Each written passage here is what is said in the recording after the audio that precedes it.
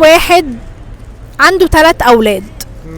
الراجل ده مات وساب ثروته عبارة عن 5 مجوهرات.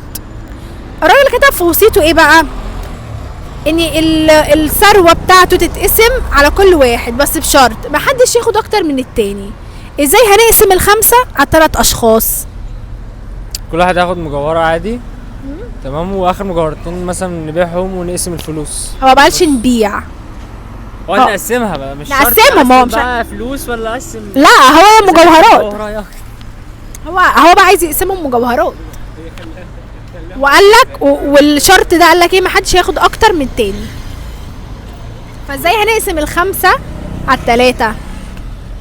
اقول لك انا. قولي يلا. احنا مثلا يقول لي غلط طبعا، معروفه. سيرتها صعبة. طب صعبه وحلوه ولا صعبه وحشه؟ بامانه صعبة وحلوة. بتشغل الدماغ صح؟ بس